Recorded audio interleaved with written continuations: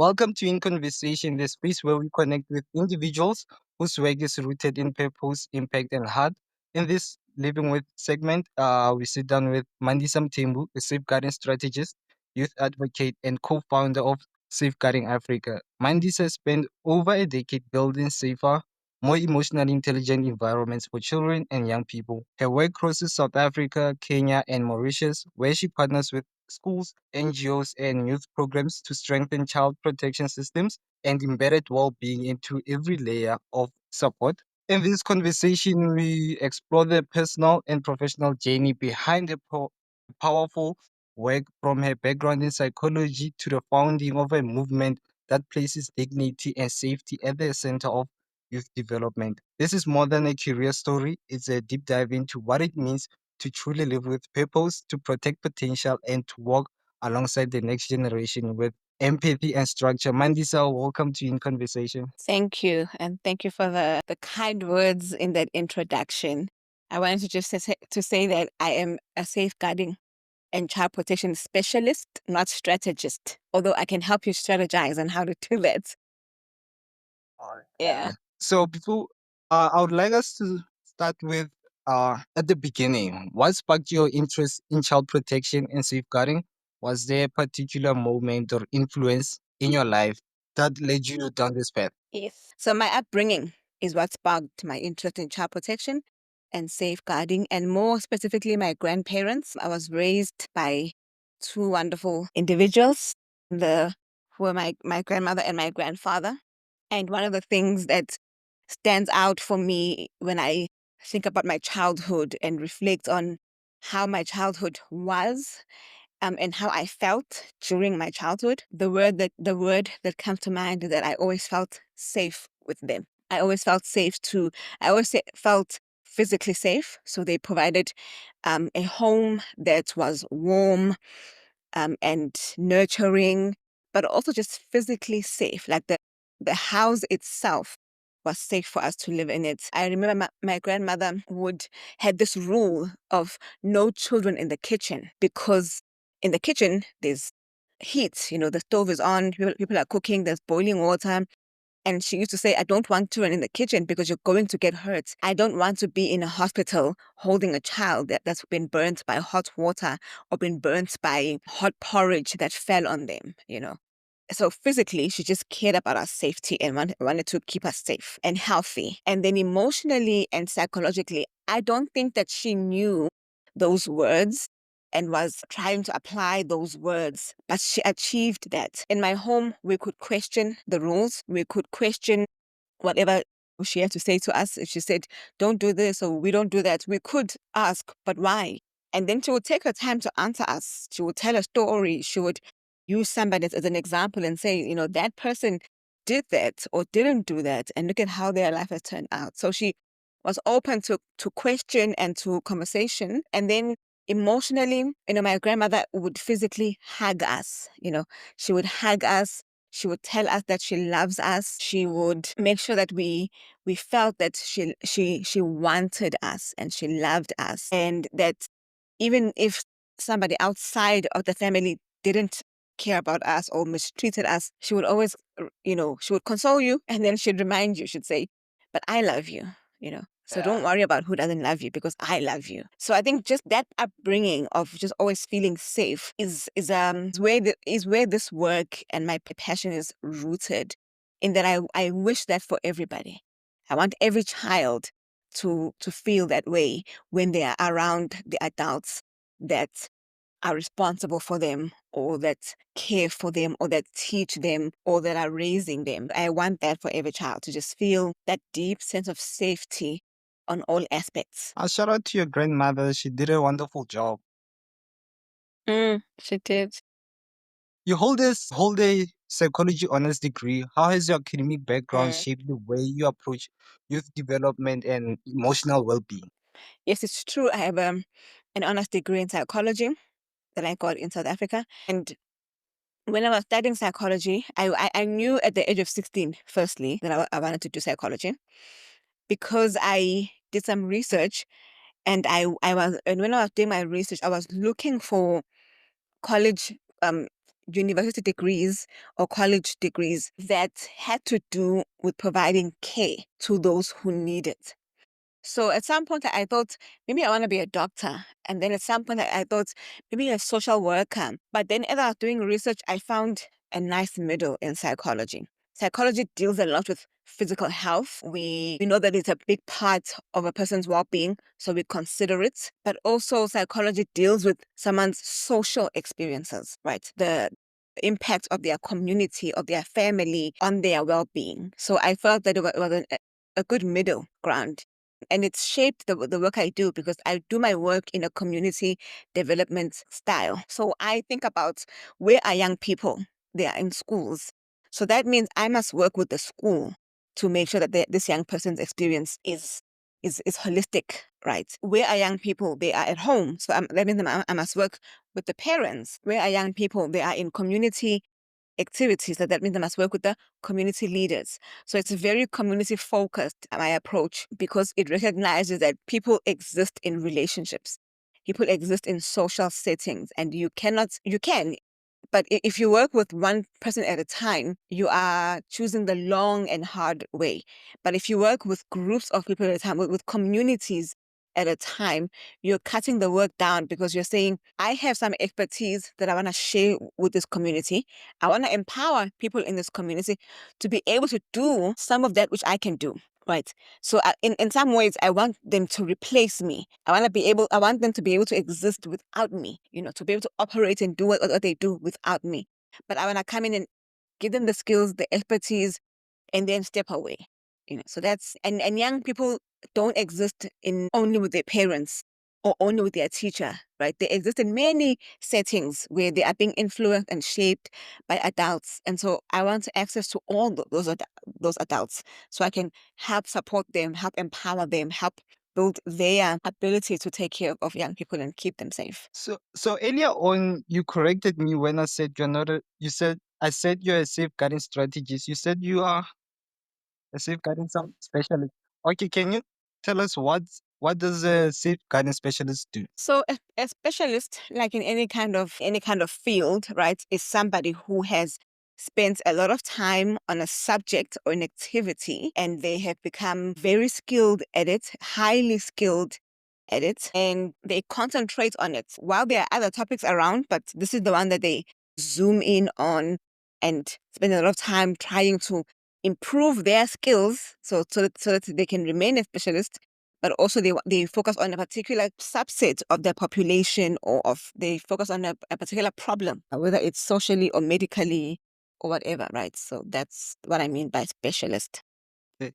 So, what were some of the most challenging safeguarding situations you've had to navigate, and how did they shape the way you work today? Because the work I do is quite confidential, and personal. I won't give too much detail, Nope.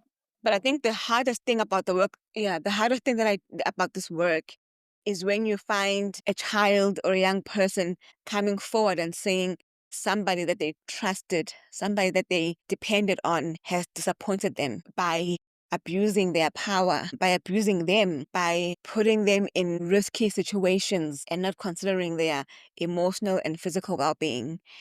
And the reason why it's hard to hear this every time I hear it, even though I've heard it a number of times, is because you can see in the child's eyes, you can hear it in the story, in their voice, that this person has broken my trust. This person who's supposed to take care of me is doing the opposite of that. So I think that's very challenging. It's also very challenging when you almost denying that that's possible, that they could be well-meaning but still harmful.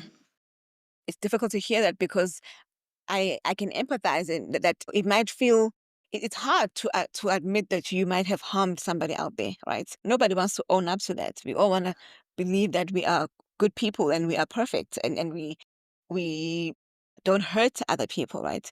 But the truth is we're not perfect, which means we make mistakes. But there's so much shame attached with hurting or harming a young person that people don't want to come forward and say, I've been in that situation. How do I correct it? How do I never let it happen again? How do I get better? So those two things are hard for me every time I have to deal with them. It's hard when I see that the young person, the child, expressing how betrayed they are feeling by the adults who's hurt them. And it's hard for me when I see that the adults are struggling with shame. And as a result, they can't own up to the fact that they are imperfect and they've made a mistake and they need help. Was there ever a moment in your journey where you felt like giving up? What pulled you back in, if there was? And there was. I've been doing this for 12 years and I felt extremely burnt out once. And I knew that I couldn't stay doing this work. I needed to step away. I wasn't quitting.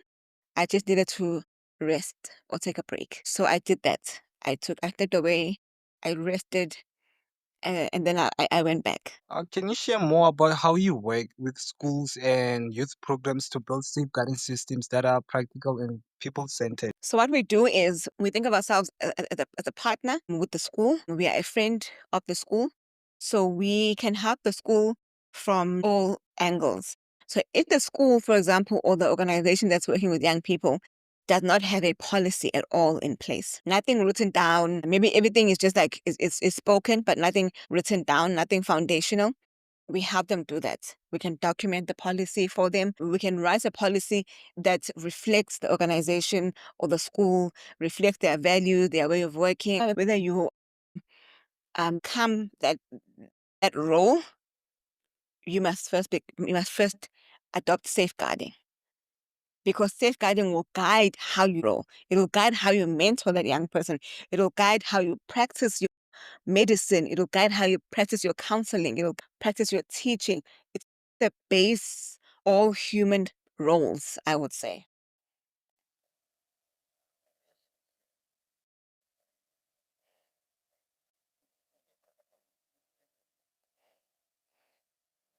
Yes,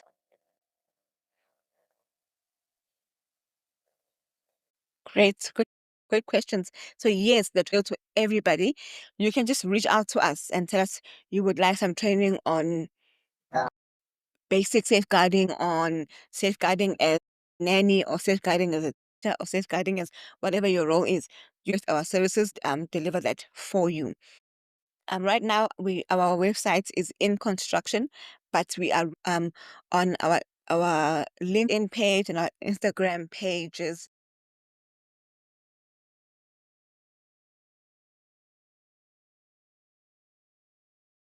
So would you say safeguarding is the same as mentoring children? Is it the same as mentoring?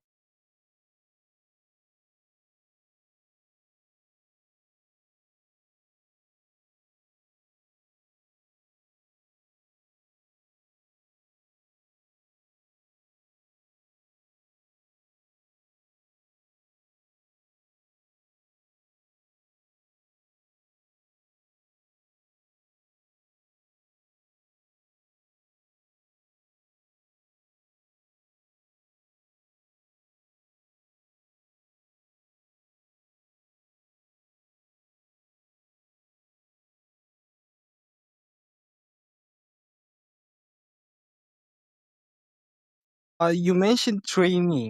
Is training available to everyone? Does anyone in the public can partake in the training? And how does one, yeah, and how does one ensure, how do they get the training?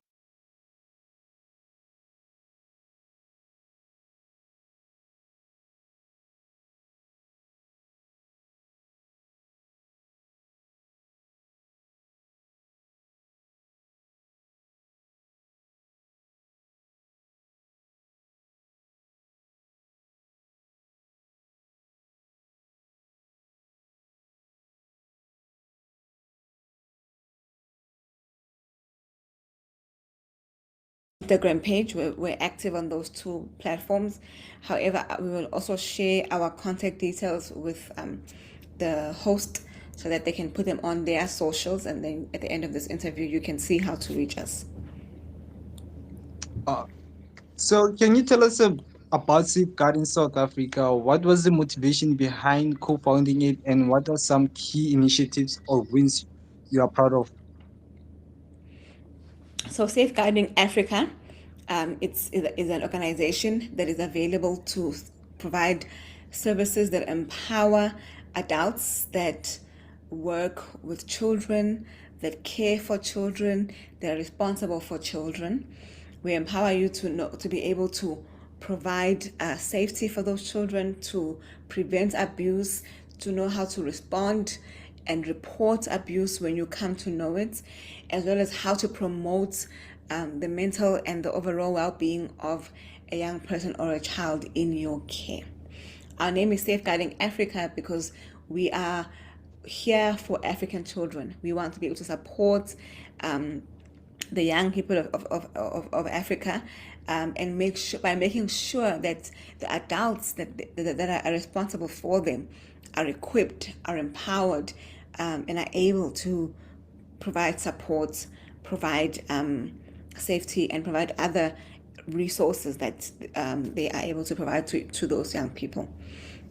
I think what sparked Safeguarding Africa is that I was doing this work through schools. So I would be an employee of a school, and then I would do this work for the young people who attend the school or who are enrolled at the school, which was wonderful. I had the privilege of impacting a number of hundreds of young people, and they impacted me too, by their willingness to be open and vulnerable with me and let me and allow me to support them. But what I felt about that model is that it limited me. It meant that if I didn't work at a particular school, those young people couldn't have access to these resources or to my services. So our company is a consultancy, so we can work with as many schools as possible. We have contractors that we work with who are also skilled and equipped at delivering these trainings and the safeguarding and child protection support to as many schools as we have reaching out to us requiring for support. So correct me if I'm wrong. You guys have Safeguarding Africa podcast now. Yes, we do have a podcast. It's very young, but So we have one. so how do you use that platform to educate and shift conversation around safeguarding? Yeah, I like that question. So the podcast was born out of the fact that, so first it's funny because um, when I registered the company and I started getting the word out there that Safeguarding Africa exists, we are here, work with us, use us, I would approach people who have podcasts and I would say, hey, would you interview me? Am I the kind of person you would interview? Please, can you think about interviewing me? I need a platform to talk about what I'm doing. And nobody responded. Yeah. Or people would say, oh, we've closed our guest list, we'll come back to you in our next season, Oh, or something like that. So I was like, okay, you know what, I want to be on a podcast, let me create one. So I created a podcast, and then I said, I want to have people on this podcast that are doing the same or similar work as us. I want the word to be yeah. out there as far reaching as possible. So if you look at the people we've interviewed up until now, it's people who are doing something that involves protecting young people, empowering the people who work with young people, helping them know how to fulfill their responsibilities well and successfully, right? So that's the point of the podcast. The podcast is not about talking about what we are doing, but it's about saying we are doing this, but there's so many of us who are doing this. And if you need somebody who knows how to work with the police, I've interviewed somebody who can do who knows that. If you need somebody who is a psychologist, I've interviewed somebody like that. Go and listen to that episode and learn from them. So it's just about platforming this work and empowering other people who are doing this work, giving them a voice, giving them a space to talk about their work. Do you think we can get a sneak peek, Nyan, on who will be your guest in the coming weeks? Ooh. Um, there's a woman who is doing safeguarding and mental health in Yeah. in a small island called Sao Tome and Principe. So I'm getting her on the show soon. There's a woman who has written a book about her journey as a refugee and becoming a success she's going to be interviewed. So yeah, that's it. I'm going to leave it at that. Those two are around the corner. Awesome. Thank you. You've been involved in peer counseling work since 2014. What lessons have you learned from that experience that still guide you today? Can you please just say the question again? You've been involved in peer counseling since 2014. What lessons have you learned from that experience that still guide your work today? I think so. My work as a counselor, um, it really has shaped the way that I do the work that I do, and I think the principle that grounds it is that we have to listen to young people. We just have to listen to young people. We have to spend time with them. We have to be patient with them. We have to listen to them, but we have to listen to young people, because the only way to understand someone and understand what they need, or what they're struggling with, or Yeah. what's bothering them is to let them speak, let them tell you. So just listen, and listen, and ask questions and listen some more. Okay. You've worked across South Africa, Kenya, and Mauritius. How has working across different countries influenced your understanding of what young people need to feel safe and supported? I think the answer to that question is the same as the answer I It's just the gave. previous one. Young people are the same all over, right? And when I say they are the same, I don't mean that there are no differences. Of course, young people in Mauritius experience life differently to young people in South Africa, in Kenya, in Nigeria, in America, right? But what I can tell you is that all of those young people would appreciate someone to just listen and ask them, what do you need? What else can we do? How can we improve the way we are supporting you? What can we do better? How can we involve you more in your care, in your protection? And just listen. All of the young people I've worked with young people in Pakistan. Just listen, Yeah. listen. Because if you listen, that's the only way we know what. And the world is changing so quickly that even young people don't know, are struggling to keep up. So if we listen, we can hear that oh, last week this was a challenge, but this week that's no longer a challenge. You have a new challenge. You see, so Yeah. we can and then we can adjust. We can adjust that. Okay, the world has shifted. Young people now need this. The world has changed. Oh, now they need this. Oh, now we should add this. Just listen, listen, without judgment, without just listen, open mind. So what have young people taught you about safety, trust, and resilience? That without those things, it's really hard to expect someone to become a healthy, balanced, productive adult. If I don't feel safe, Yeah. it's really an unfair expectation. If I go through my life feeling unsafe, I go through my childhood and my teenage years feeling unsafe, it's really unfair to expect me now to be somehow miraculously be a balanced, productive adult. Like, I will try my best, but I'm going to make a lot of mistakes because my foundation lacked a crucial thing, which is safety, which is room to to make mistakes and bounce back from them, which is resilience, right? Or to face challenges Yeah. and bounce back from them, right? So those things are foundational in forming character, in helping people form values, and in helping people develop into the kind of adults that will contribute positively to society.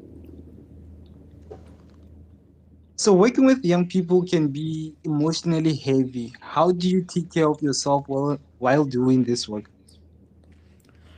Yeah, good question. It's very heavy. It can be tough, but it's fulfilling and it's worthwhile. I take care of myself through many things. I make sure I sleep at least 8 hours at night, every day of the week. So I allow myself to physically rest, and for my brain to rest, to shut down, and restore itself while I sleep, and my body to do the same thing. I exercise. I believe in moving my body because it really helps me to release stress, to feel strong, and then also when you exercise, you also tend to sleep well. I try and eat healthy. It's not always easy, but I do my best. Yeah. And then I belong to a religious community that makes me feel really loved and grounded. And so yeah, that space, being an active member in that space, giving and receiving really also helps me to be grounded and to feel that I also am receiving nurturing and protection. Yeah. If you could speak directly to every school principal or community leader, what would you ask them to do differently today? Make it safe for your staff to come and talk to you about the challenges they have with teaching your students, caring for your students, being responsible for your students. Just create that safety for them so that they can come to you and say, I'm struggling with this child in my class and I'm very frustrated, but I want to be the best person for them during the time that I'm with them. Can you help me? Can you help me think about that? Can you coach me? Can you, or let them be able to come to you and say, I've made a mistake. I've said something, I've done something to a child. I need help to fix that situation or to remedy that situation. Also, make sure it never happens again, right? Yeah, just make it safe even for the adults. If they feel safe, they will know how to transfer that safety to the children that they work with. If you could reimagine how institutions protect and empower children across the continent, what would that look like? Can you please just repeat that? Okay. If you could reimagine how institutions protect and empower children across the continent, what would that look like? I think it's a little different for each environment, right? Schools must do it in a particular way. Um, After school centers must do it in a particular way. Homes, like parents, aunties, uncles, grandma, must do it in a particular way. So there isn't one way I would say this is how I know it's happening. But I think I would know that it's Yeah. happening if all the adults in those spaces took the time to think about what do the young people in my space need, how do I show up, or how do we show up, and how do we help them show up in those spaces and receive what they deserve and need. Yeah. So, what kind of legacy do you hope to leave in the lives of the young people you've worked with? I think I would just say that I wish that all young people would um, would walk through their lives and walk through um, their careers and whatever other interests that they follow, feeling safe, feeling like they have been safe, feeling like when their safety was compromised, it was restored with urgency, feeling that knowing that they don't have to recover from trauma and overcome traumatic experiences that could have been avoided.